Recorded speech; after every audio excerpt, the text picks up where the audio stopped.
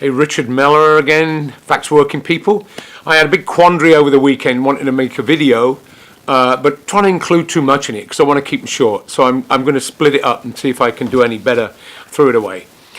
One thing I wanted to comment on was, and I'll just stick to this on this one, was in the last piece we put up about DSA and the alternative method or alternative approach in the unions. And not just in that article, but also in other stuff we've written. We raise the issue of certain left groups and certain lefty individuals that just that have great skills and do certain things, like Labour Notes, for example. We raise them. They organise great conferences, there's no doubt about it. Get a lot of people together, get a lot of rank and file people together. But in my history, and I believe it is, and this is just throughout the trade union movement, these groups, as we've said, and we said in the last article, we raised them, they just absolutely refuse to openly challenge, take up, and campaign against the policies of the trade union leadership, the concessionary and collaborative policies of the trade union leadership. And I want to give a couple of examples when I got a baptism of fire, when I first got involved in the higher bodies. I was elected as a delegate to my Central Labour Council from my local. And many of the delegates in there were appointees. They were actually appointed by a union. I knew one, he's a famous lefty photographer. He takes great pictures. But he got appointed there from a union. He wasn't nothing to do with that union or anything else. It gave this left person a credential in the trade unions. It's important, it's impressive to say, well, I'm a delegate to this or a delegate to that. Never opened his mouth when workers got their asses kicked over years in there. But anyway, he was not the only one, there were many of them. And when I remember when the Hormel strike took place, and that was a huge strike. It was like a civil war up there in Austin, Minnesota. My local adopted a family, as many locals did around the country. Fundraising's okay, you see, they'll do that. But anyway, I came out of a smaller 800-member local, and it was a very democratic local. You've heard a lot about it on the blog. And so I went to a rally. I was fairly green at that time. I'd been in the Central Labour Council probably a year and a half or something.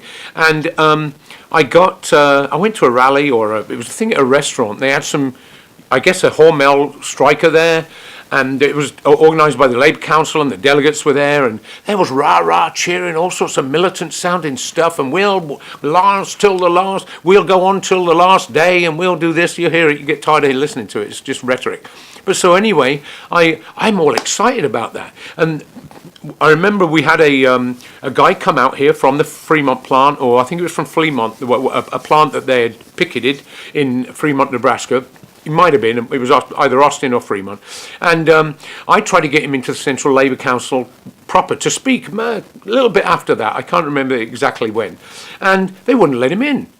And I couldn't figure out why they wouldn't let him in. And then somebody told me, well, you know, the UFCW, which represented, was the national union of the local in Austin, Minnesota, had pulled strike sanction. They'd not, now it was a picket, now it was a wildcat.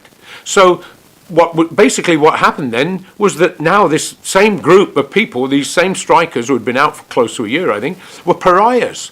They were pariahs. And so they weren't going to let this guy in. Well, I wasn't going to take that at all. The average worker doesn't care or think about the pissing contest between leaderships of various international unions, where you see, like I did recently here in a waste management strike, the Teamsters business agents, along with management, helping people across picket lines to defeat the strike of lower wage workers.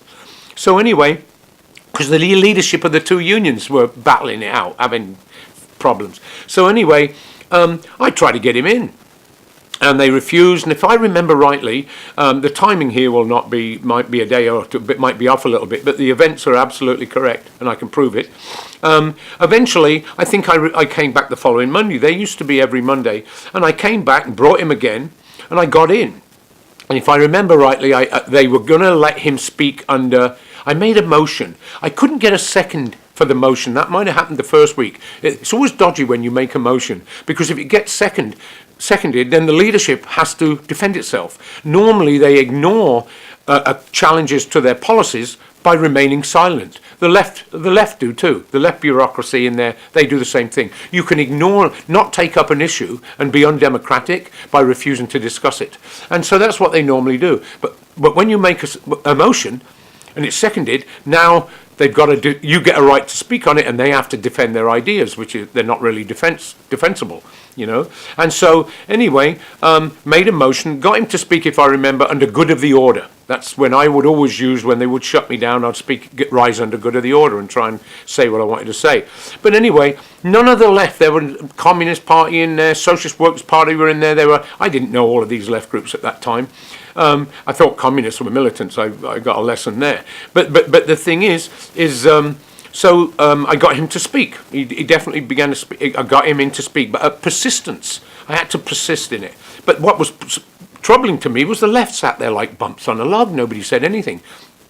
It was very similar after the Rodney King riots. We had a guy nearly beaten to death by 4 black youth, a meter reader. So, I mean, me and a couple of others said, we got to do something here. I mean, I'm working in a community in the hood, let's say, a bad, economically depressed community, earning $35 an hour and there's 40% unemployment. It's not a good situation. And it's not a good situation if you come out of the suburbs and you're a different colour or you're a different race of people or whatever the case may be. That adds to the fuel. I mean, I lived in those areas for 20 years. So I remember the corner of my block up near the liquor stores, 2 liquor stores, you don't go dry in the old neighbourhood I was in, and I knew a lot of the kids up there. Some of them were young men, actually, but I knew them as kids. They played Dungeons and Dragons in my bloody house. But there were some declassed gangsters up there. But I knew them well, and they knew me, and they respected me, and I never pandered to what they did, but I also understood the situation. I never attacked them in the way some people might, a conservative might. Anyway, I took about 5 or 6 of them at the Central Labour Council after the Rodney King thing with a resolution that the Labour Council organised, I still got that, organised in Mosswood Park, which was up in Oakland, which is a working class, and most of the working class in Oakland then were people of colour, and that the Central Labour Council organised a protest and a mass rally, maybe get some music up there, and the theme should be against racism, against police abuse, and for jobs. Just simple things after the Rodney King thing. And of course, my argument was, the unions, these young people don't see the unions as meaning anything to them. Where were we? Where are we in their lives? And that was my way of trying to ensure we don't get these, like the meter reader that was almost beaten very badly. And that was the response to it. If you want somebody on your side, you've got to fight for them. And so they wouldn't let him in. I remember being outside, and they said, well, I remember the guy, and I know who he is. He said, well, they're not affiliated. You see, they had a public relations and a community committee, but firstly, it never did shit. And not only that, I don't like swearing. I got it on tape. They had a committee, a community committee, but when they reached out to the black community, I'll tell you who reached out for. They reached out to the black bourgeois, the small black bourgeois, the black petty bourgeois, to politicians that were involved in the city council, and all the social climbers and those that want to, the black middle class that wants a stronger position within capitalist society. So that's who they reached out to. I brought them working class youth, and they said they're not affiliated. And I said, well, they should be affiliated. They're working people. You know, and anyway, I remember the guy saying to me, well, yeah, they can't come in. I said, okay. I said, I'm going to make a motion. We let them in. Or fear there, because somebody might second it. And the Liberals all in there, that looks bad on them that they've kept a bunch of black youth out. So anyway, I got them in. And they let a woman talk who I knew. She spoke. She spoke there. I can't remember her name now. I think she's moved. But so anyway, they did let them in. But you see, there was tons of nothing ever happened over that resolution. What the left did was say nothing. They sat there from bumps on a bloody log. And what the Liberals did, they covered, oh, it's sorry for this and that, and you got to do this, you just take baby steps, it's just garbage. So nothing ever happened over that. But imagine what that would have done. It would have transformed the relationship between the youth in Oakland and the trade union movement. And that's exactly what the leadership are afraid of.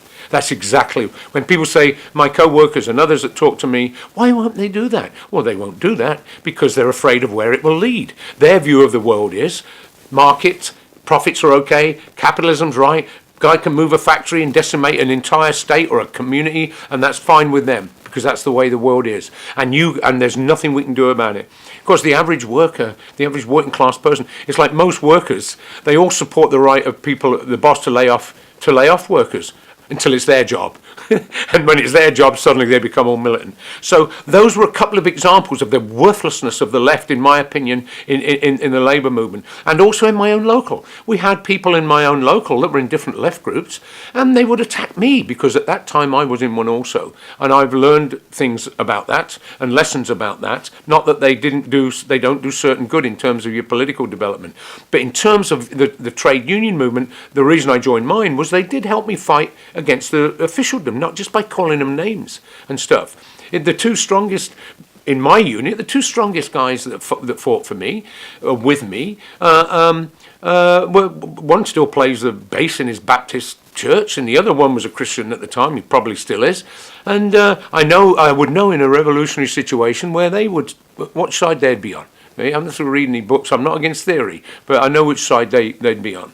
And so those are examples. And so to answer the reason I'm raising this is that somebody had asked me about the previous article I did, or I was part of, I put up on the blog, about why the left don't fight. And so my answer to why they don't do it is that they enter these bodies through the great good graces of the bureaucracy itself. I was an elected delegate.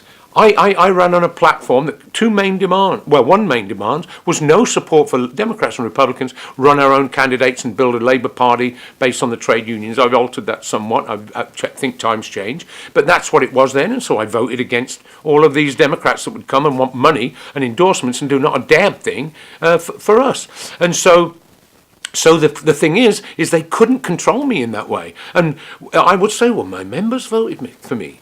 And so that the reason they don't do this is when you get in through the auspices of the bureaucracy itself or to the officialdom itself, you can't open your mouth. And like you had the guy that was an advisor to Sweeney, the head of the AFL-CIO. Every class-conscious worker knows you don't get to be the head, an advisor to the head of the AFL-CIO in this climate unless you're safe. You simply wouldn't be there. And the same guy was also very connected to that bureaucracy in SEIU when Sweeney was in that. I'm not judging them as bad people or good people, but the question is that you can't. Any worker knows that's on the shop floor. You don't get to be the head an advisor at the head of the AFL-CIO because without being completely trusted. And what they do is they got this guy was in a left group. They got their little meetings they go to where the 10 or 15 of them all agree. I remember when they shot that black kid at Bar, and I took that and they come to me and I take it into the unions. If I had a resolution, I'd raise it on the job, I'd raise it in the local, and I'd get it passed there and then take it to the higher body. I'd fight for these ideas among the rank and file. And if you if you want to run change the trade union movement, you want to be an activist in the trade union movement, you're going to come into conflict with the trade union officialdom. It's inevitable. And if you watch that video where I spoke at that DSA meeting, and urged them, I didn't say not let's be cheerleaders, but that's basically what they were being. And I was trying to warn the young DSA folks that you're going to come into conflict with them because their position is concessions. And when the workers rise up against concessions, they impose a concessionary contract on them. They don't have to live under it. And they do that because they accept the boss's view of the world. And it's what I said at that DSA meeting. So that's my answer to why we say this about the left. And I tell you, they can respond to me, any of them, and we'll give them space on our blog to discuss this question. But that's the reality of it all. So anyway, that's the answer to that issue that somebody raised with me in relation to the previous thing I put on our blog, and also what we write about all the time in that. Why don't the left fight in the trade unions? Why haven't they? The trade union leadership is another question, and I want to make some shorter videos, hopefully, about that. All right, Richard, Facts for Working People.